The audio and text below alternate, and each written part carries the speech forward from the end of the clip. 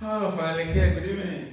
Good evening, George. What a pleasure to meet And you welcome again. again. Thank you very much. Yeah, so I heard you went to Armenia. Armenia. So how was your trip? Well, it was a very wonderful trip, Father. Very, very exceptional. Okay. All right, good. I learned a lot about these people, what they have gone through, and what is famous about them? Two things are famous about them. the genocide. Genocide, and that is a Christian nation. Exactly, the first Christian nation. Yeah. And I was able to see old churches at the time of the apostles. But it's still being used, I think. Yeah.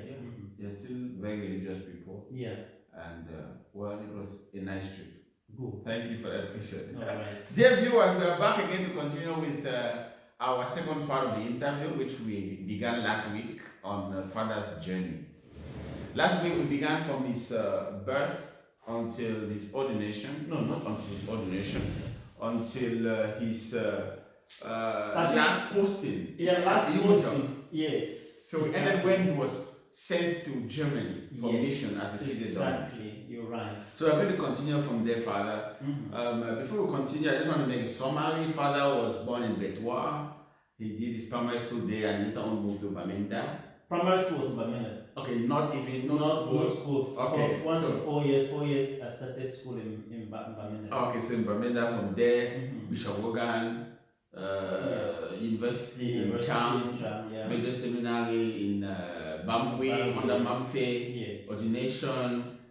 So we are actually celebrating his 10th anniversary as a priest. His 10th anniversary as a priest. We are so excited about it, and it's important we do this parcours so that we can learn all the challenges he went through. This is for our own spiritual good. Those who are listening, I'm so happy you are there. So let me move on with my question, Father. You were informed that you were sent to Germany for mission. Yeah. Let's go back there. How was your emotion? Actually, I first of all saw it in the transfer that year. Okay, it was greeting. In the transfer. And then I received a letter. After? Yes. Okay. There was a minor change since it was already mid-year. I see. Yes. So, but I was already transferred to Okoyo as chaplain. Yeah. So I started my job there in September. Okay. And then before now that letter came. It's a minor transfer. Interesting. Yeah, and then I received the transfer that I was sent to come and work in Germany. Wow. Yeah. So you had to undergo preparation, the language? They told me I was coming to Germany and I needed to know the German language. So I had now to learn to study German language. Though I was not so happy at first. When you got the transfer? When I got the transfer at first, I didn't want, because I never loved to travel out. Exactly. I didn't love traveling out. Then what's it all to learn another language? Yes. Okay. So that didn't. I was happy in the environment where you were. Exactly. Yeah. So, and that's why I didn't. But after a second thought, I said, well, it's the work of God. Okay. I just need to go where I'm sent and say, if the Lord sends you, go. Go. And you followed that. And I just followed, and I had to go now to learn the German language. So you began in Yaoundé? I started in Yaoundé. I had to go to Yaoundé to start a German course because there was no German school in Mamfe. In Mamfe. Yes. Wow. So after some months, you got the A1? Yes, the first level in every language is A1. Exactly. So I started with A1 in Yaoundé. I see. Yes, and it was 2 months because each level, if you are fast, yes. For the fast is two months. Yes, if you are slow, they can take 3 and so on. But 2 months, and then I wrote the exam. And you passed? And I passed. Very good. Yes, and then the next 2 months I went to Boya. Okay, to begin A2? To begin A2. Wow. Exactly. Yeah. You're really fast. You see what God can do. Yeah. And after that, you got the A2? Yes, in Boya, I actually left Yaoundé to Boya because my mother was building a house. Okay. My mother had a house in Bamenda. We had a family house in Bamenda. I see. So around that time, my mother sold the house, decided not to relocate to Boya. Okay. So bought a plot in Boya, sold the house in Bamenda, and wanted to start constructing in Boya. And so I was in Yaoundé and I said, it's not good for my mother to follow up the house project all by herself. Okay. So I decided to come to Boya in order to follow the house project we had to help her out. Yeah, so as not to avoid any unforeseen circumstances. Then I had to do now A2 in Boya. Okay, which you did in 2 months? I did also in 2 months. So after that? After that now, my time I had to travel. Okay. Since there was no time, the diocese here wrote to me that they needed me to come fast. Wow. And so I could not continue again studying for long. Yeah. So I had just to now prepare myself to come over to Germany. So you were given the visa because you came in August, right? I came in August. And 13. 2013, exactly, because I should have gone earlier. What happened? Along the line, the Bishop of Mamfe was appointed, or the co-adjutor. The co-adjutor. Andrew Care was appointed. And with that excitement, I wanted to attend that occasion. So you were really excited? I was excited because it was a bishop that I would have to work with. Okay. So I said, okay, how can I just leave without attending? So I had to attend. And then again, I had to prepare the booklet, the ordination booklet, the episcopal booklet. So I stayed, prepared it, and then attended. So I had to now buy, when I got the visa to travel, I had to buy now my flight to be a day after the ordination. Wow. So I had to stay back, prepare for that booklet, the ordination, and then traveled. I had to travel now immediately after the ordination in August. To Douala. Yeah. I'm so impressed you really took time to do a booklet for the Episcopal. Yes. Were you in charge or it was just a voluntary? I was voluntary because nobody was showing up. Nobody was showing up. They were preparing every other thing except the booklet. So I decided to take that upon myself. Wow, congratulations. Yes, so where was it printed, in Nigeria? No, in Bamenda. Okay. Bamenda, yeah.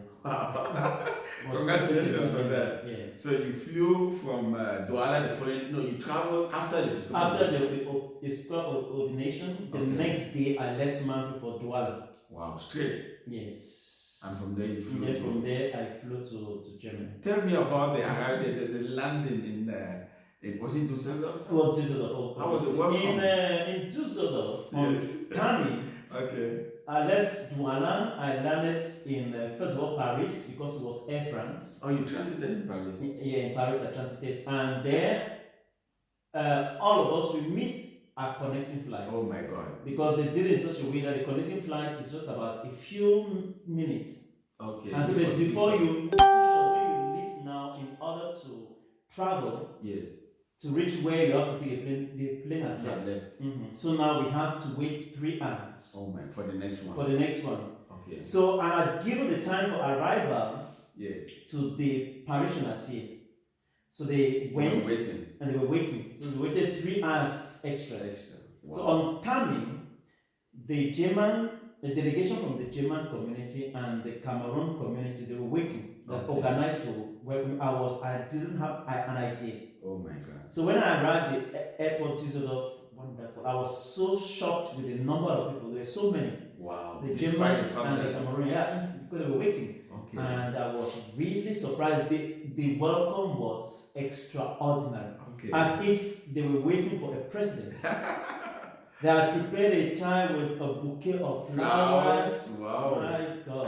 And then the people with the Cameroon flag, German flag, with their black hats. Okay. And I saw showing balloons and so on. Welcome. You are highly welcome to Germany.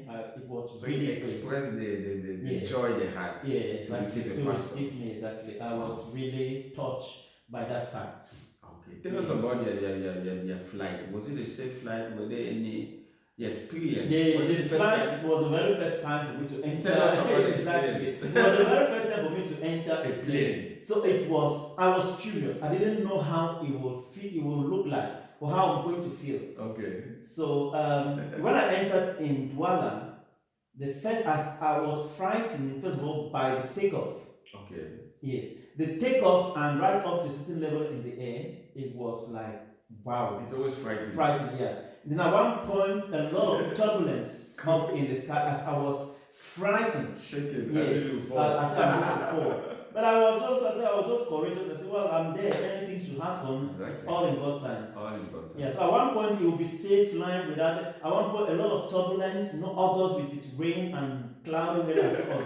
So, but came safely and everything went on well. We thank God for that. Yes. We thank God for Mm-hmm. that. So I enjoyed it, and even the landing also was a bit frightful, but at the end of the day, it went on well. They landed in Charles de Gaulle. Yeah, both in Charles de Gaulle, Paris, and in Switzerland now. So okay. it was good. Yeah. Wow. We thank God you had a safe trip and you got here. People welcome me at the airport, and then on coming again. Yes.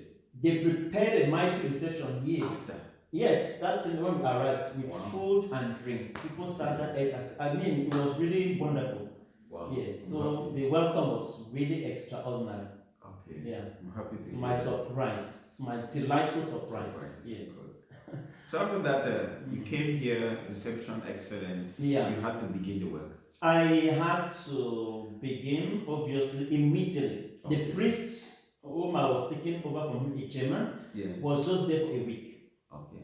Yeah, and he had to go to his next parish. So he introduced me to the parish just for a week. Wow. It was very short, in a very strange land, a language I didn't master. Yeah. And so I had to be in the office, receiving people, talking on the telephone, preaching, celebrating mass in German, and it was tough at the beginning. Okay. It was really tough at the beginning, especially with the German language.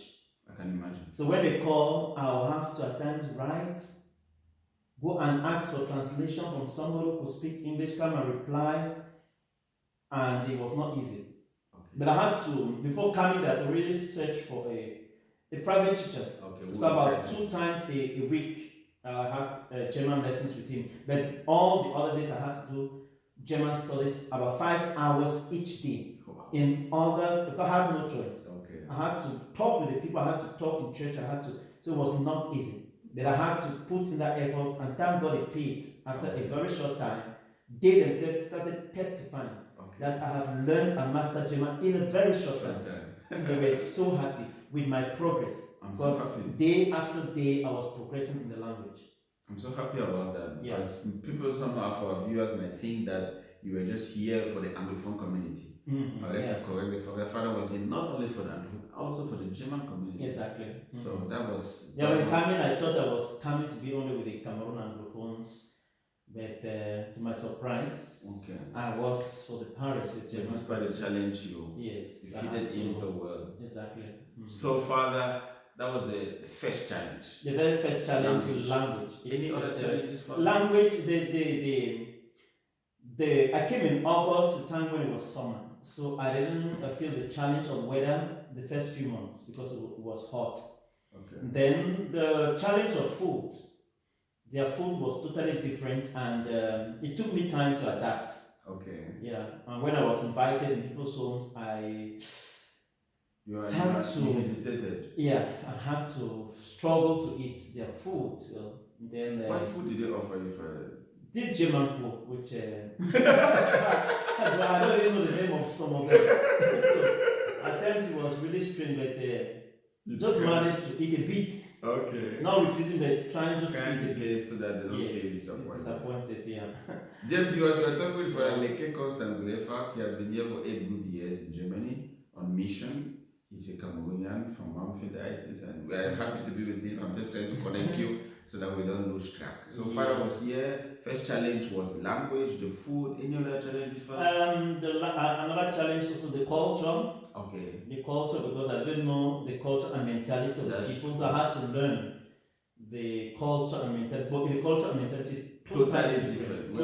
The Western way of thinking, lifestyle is totally different. Okay. First challenge was at the airport, a little child, when I came, who sat by me, because the other priest was driving, the little boy sat by me, I think a boy of about 12 years. Okay. So he called me by my name.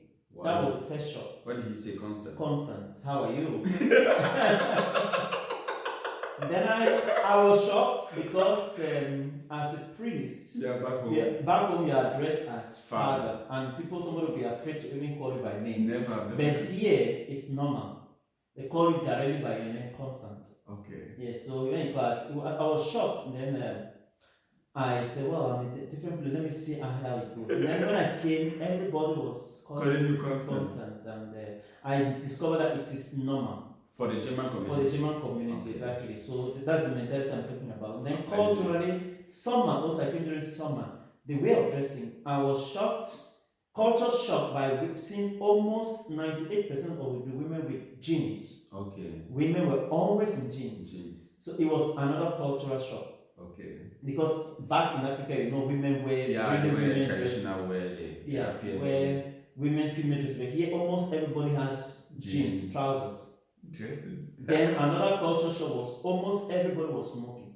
Wow. Women also in the first place. Openly. Openly, all others. It's a normal thing. Those are some cultural shocks I'm saying. Yes. And then because in Africa people smoke, but not as here. Not as here. Yeah. So it was also something that shocked me. Another thing that shocked me was the keeping of dogs. Okay. Here. In their houses. In their houses, a lot of people have dogs. Wow. Here, almost has more than 90% dogs, and they're everywhere. It was also another shock because in Africa, I knew that dogs was only meant to back people off, and not so much like pets at home. Exactly. Few people have it here, so it's something very common here. Yeah. So most of those things was a shock to me. Yeah, cultural shock, obviously. Yes, those cultural shocks. The mentality totally different. Like what for any? The mentality, like as they say, respect is not just given to you. You must earn it. Okay. Yes, you must earn. So that's the mentality. You are considered as a normal person. Nothing is extra about you. No matter your status or whatever, nobody is so much interested in that. Wow. Yes. So you relate with people and you earn that respect. Okay. It's not just given because you own a function or what. No. Because you're a pastor. No, that's not it. If you don't act respectfully, you will not get it. Yeah. Interesting. And they can talk to you anyhow. Wow. Yes. Irrespective of you, because you are not feeling anybody. That's true. Yes, in Africa, people respect you, they look up to you because you have a position. But here, no. Okay. That's why you see even the mayor who walk on the street with everybody. Yeah. It doesn't matter. Yeah. So the mentality of equality is almost ingrained in the Western world than back home. In Africa, you are given respect because you are elder. You are an elderly person. You are given respect because you occupy a function. Not here. Here, the mentality of equality with everybody stands here. Wow. So if that's what a child can speak to the parents like friends. They can call you by name. Okay. They don't say why they should give you some special titles. No. So the mentality of equality, then another mentality of independence. Okay. Independence is so much emphasized here. In general or financially? In general. Everything. In everything. Independence in the sense that you don't begin to poke your nose into somebody's life. Okay. Mind your business and mind my business. Okay. From 18, the child can be independent and can do whatever he or she wants. Must not always be under the control or influence of the parents. Okay, decision making. Even in marriage, you see women are independent. You must be working and earning your own money. You cannot be dependent on a man like in Africa, where the woman is always dependent. Exactly, always waiting for the man. So here, that independence, even in marriage, 50-50. Wow. Very important here. So that's the mentality. Those are those things. The freedom. Okay. The freedom is taken to a very high level. Yes. Wow. This it all have its own disadvantages and advantages. Obviously. Of course.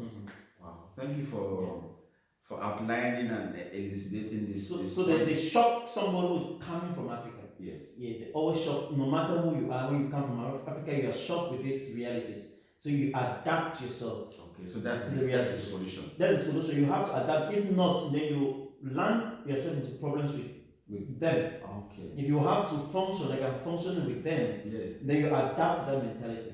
If not, you go into conflict with them, and then the next is that they don't want you. Yeah, that led to my next question. How were you able to, for 8 good years in the priesthood, how were you able to work with them? So you were able to adapt? Yes, I've been able to work with them all this long because I had to adapt, fit into the mentality. You see, fit into their mentality and try to think like them. Like them. Yes. Without going against them. Without changing your identity. Without compromising. Good, important. That's the compromising word. is the word, not Okay. compromising. Okay. But try to also enter into their mentality to see why they are doing something. Okay. Because it is not always sin. Okay. A woman wearing trousers is not. It must not be sin. Exactly. Yes. It's just a different way A different of culture. Dressings are just different colors. Exactly. And one is not simple. This your dress, you're dressing. Yes. Somebody could say that's a female dress. Exactly. But it is not. It's not. So a culture defines the way somebody dresses, and it must not be bad. So the fact that you carry a way of dressing, you cannot impose it on others. Okay. If the dress is modest, if it's covering your body parts, so what is the problem? It's not sinful. Exactly. You have a problem if the dressing is immodest. Exactly. You see. So in terms of the morality, it's immoral. not problem. Okay. Yeah. I see. That's a very important point. You enter into their mentality, you accept their culture. Just as if they come to Africa, they try also to enter the culture. Why is that people dress like that? Why is that people eat this food? Mm-hmm. Enter the culture. It. Yes, and try to adapt. Try to eat that food you have never eaten. Yes, that's how it is. Then you accept them. That's why you can work with people. Exactly. You cannot work with people if you don't accept them. No if you reject them, how do you work with them? How do you speak with them? So that is the reason why I'm able to work with them without having any conflict with them. It has been so outstanding, and congratulations to be able to change your. It was not always easy at the beginning, but I understood the dynamics. Okay. Yes. So anybody who is thinking or who is ever sent to do Fidedonum, that's the advice you will give. Yes. Try to be open to cultures. Okay. Try to think like the people where they are. Enter into their mentality to understand why they do what they are doing. Okay. Yes.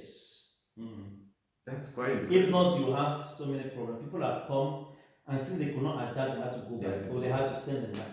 Okay. Yes. Because they see that you cannot work with them, so there's no point. So that is it. So, Father, one of your achievements from my observation in this parish has been publication. You have distinguished yourself in publication. So that takes me to my next question. When did this begin, this writing skill? The writing skills began since in the seminary. Okay. By the way, Father has published a book on his experience in Germany, in German, a book on the southern Cameroons, another book on I have about 8 books. Exactly. So let me give you, please, a summary of how when I published. So I was saying that I started writing in the seminary in Bambi. Okay. But I didn't publish there. Why, Father? Because it was like not allowed. Oh, really? Yes. Do you think that's a good culture? I would not want to evaluate it or they have their reasons for saying that maybe it's not publishing. Maybe they want you to concentrate on your studies first, not publishing when you are in school. Okay. So I was writing things, researching and keeping, obviously. Okay. So I published my first book on the day of my ordination. Wow. The Transforming Power of the Cross. It was published and launched that day. What a nice plan. Yes, so the Transforming Power of the Cross was my ordination gifts to those who came. Then, the next, that is 2011. 2012, I published the 100 Years of Evangelization of Mamfe diocese and the picture book, so 2 of them. Very nice. Yes, there you get to know the history of the diocese of Mamfe, how the evangelization started till 2012. That's very, very outstanding. Yes. So then 2013, I published the history of evangelization of the Umojo parish. Wow, where you were. Yes, and then also frequently asked questions on the Catholic Church. Interesting. Yes, so those 2. Yes. Then that was actually the last book I published for Cameroon. The other one was just the ordination booklet, which is not a book. Okay. Then when I came here, after 2 years, I wrote about my experience. A lot of Germans were asking me my experience, how I came, how did I do to come, how have I been feeling, how has it been. So I decided to write a book to answer those questions. Okay. So it was called Heaven on Earth. Okay. And I gave the title of that book Heaven on Earth because when I came, people were calling from Cameroon Yes. to know how I am faring. How is the place? Yes. Look, oh, Father, how you arrived well. So I spontaneously said, this is heaven on earth. Wow. I was so overtaken by the physical beauty. Okay.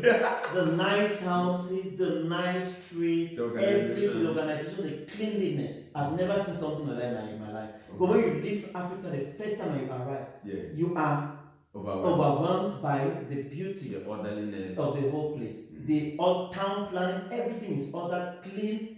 So when they asked me, I said, it is heaven on earth. And so they laughed, and so that is why when I wrote the book, I gave the title Himmel auf Erde. The Himmel auf Erde. That's heaven on earth. Exactly. Heaven on earth. My experiences in Germany. Okay. So I published a book, and it sold like hotcake. Wow. It sold like hotcake. And it was published in German. In German. Yeah. Why did you choose German and not English? Because it was the Germans who were read it. Yeah. Exactly. So it sold like hotcake. Then after I now publish the book on Southern Cameroons. Okay. Southern Cameroon struggle. The struggle. Yes. Then because the struggles had started, so I had to write a book on it. Wow. Then after I wrote published a book on the BLM encyclopedia. Wow. Yes. Then the Year of Mercy, I published a book on mercy, experiencing God's mercy and practicing mercy. Wow. Yeah. So, in a nutshell, yes, those are the books I've published, about 8 of them.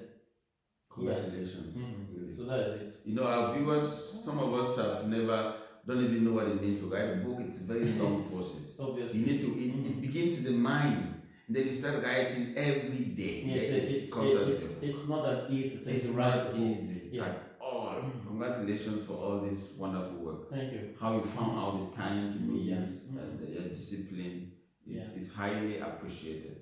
Congratulations. Thank you. So dear viewers, make sure you get the copies. The books are still around. Yeah, books they're always around. Yeah. For anybody who wants any of them, get the copies. Can always get a copy. And learn from me. Yeah.